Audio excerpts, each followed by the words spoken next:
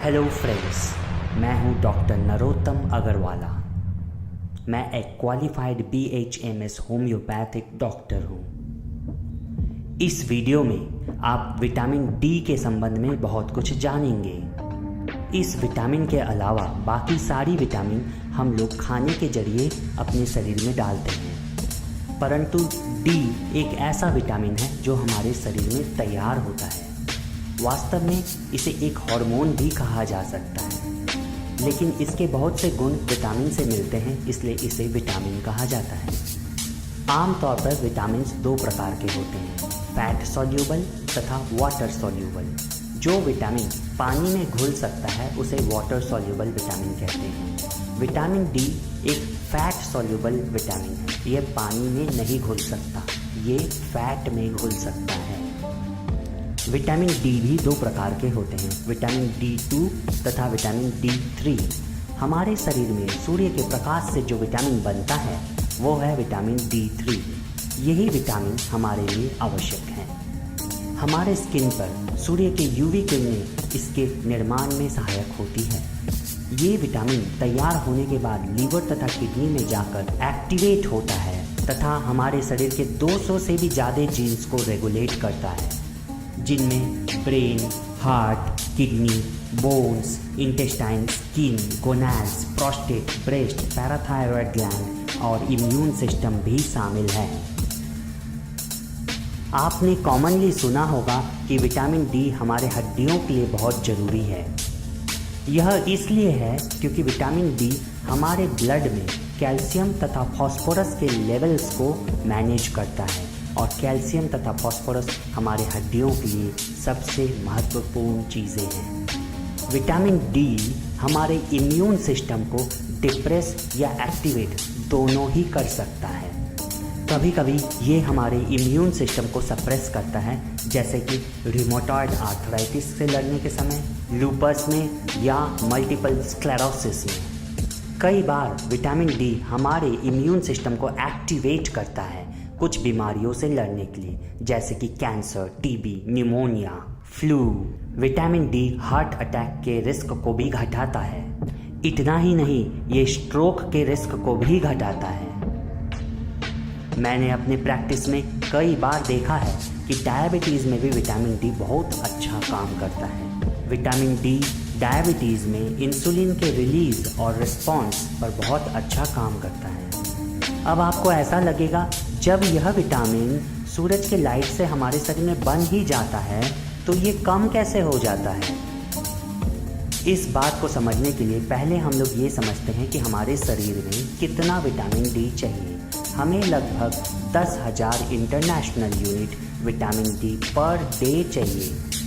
10,000 international unit vitamin D बनाने के लिए हमारे शरीर को ज़रूरत है UV इंडेक्स 3 रेज, या इंडेक्स 3 से ज़्यादा इंडेक्स वाली रेज चाहिए।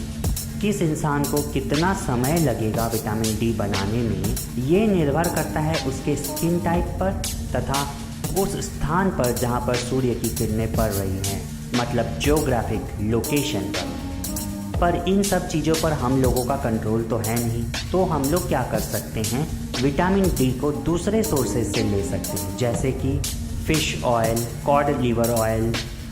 आइए हम लोग एक इजी कैलकुलेशन को समझते हैं। कपड़ों की वजह से हमारे शरीर का 50 से 75% स्किन ही सनराइज पर एक्सपोज हो पाता है, और सूर्य के लाइट में UV इंडेक्स 3 या इससे ज़्यादा इंडेक्स की किरणें पाई जाती हैं सुबह 10:30 से 2 बजे तक।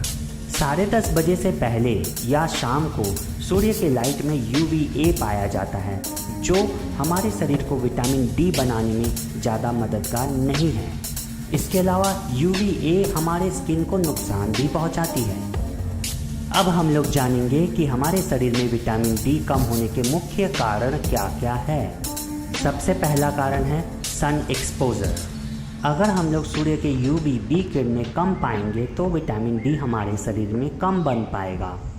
SPF 15 वाले सनस्क्रीन भी हमारे शरीर में UV किरणों को घुसने नहीं देता, जिसके कारण हमारे शरीर में विटामिन डी कमती बन पाता है। अब अगर विटामिन डी कम बन रहा है और साथ ही हम लोग कोई ऐसी चीज़ ना खाएं जो हमारे शरीर में विटामिन डी को सप्लीमेंट कर सके, तो भी हमारे शरीर में विटामिन डी की कमी हो सकती है।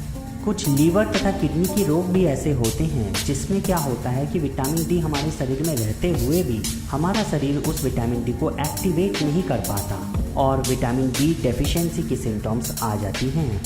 इसके अलावा ओबेसिटी से भी विटामिन डी की कमी होती है हमारे शरीर में, क्योंकि विटामिन डी फैट सॉल्युबल है और ओबेसिटी में हमारे शरीर में बहुत सारे फैट होते हैं जो विटामिन डी को अपने पास पकड़ के रख लेता है।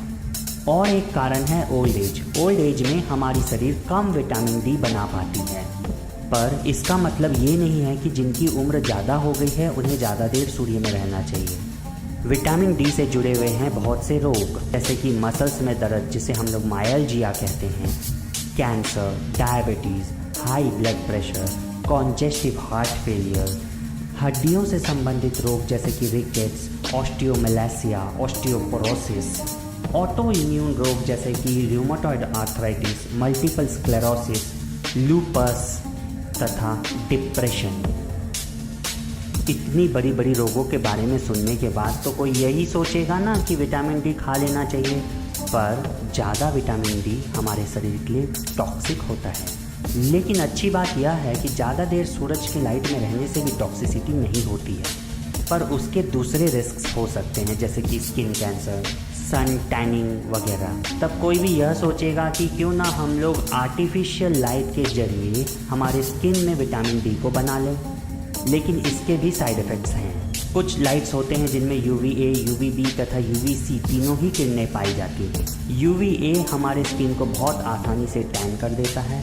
UVC जिसे कि ओजोन लेयर रोक देता है, ये बहुत ही नुकसानदायक है। तो हमारे काम की है सिर्फ UVB किरणें। ज़्यादातर UV बल्ब्स जो होते हैं उनमें UVA किरणें बहुत ज़्यादा पाई जाती हैं, जिनके वजह से हमारे स्किन में टैनिंग इफेक्ट देखा जाता है तथा स्किन कैंसर का भी रिस्क बढ़ जाता है। विटामिन डी कैल्शियम के एब्जॉर्प्शन में मदद करता है। जब हमारे शरीर में विटामिन डी की लेवल कम हो जाती है तब पैराथॉर्मोन स्टिमुलेट करता है बोन के ब्रेकडाउन को, ताकि हमारे ब्लड में सफिशिएंट लेवल ऑफ कैल्शियम रहे। लेकिन इससे हमारे बोन्स को बहुत नुकसान होता है। चाहे हम लोग कितना भी सप्लीमेंट लें, पर सबसे अच्छा है सूर्य का किरण। तो हमें कोशिश करनी चाहिए कि 10:30 से 2 के बीच में हमें हफ्ते में 2 या 3 दिन सूरज की लाइट सफिशिएंट मात्रा में मिल सके।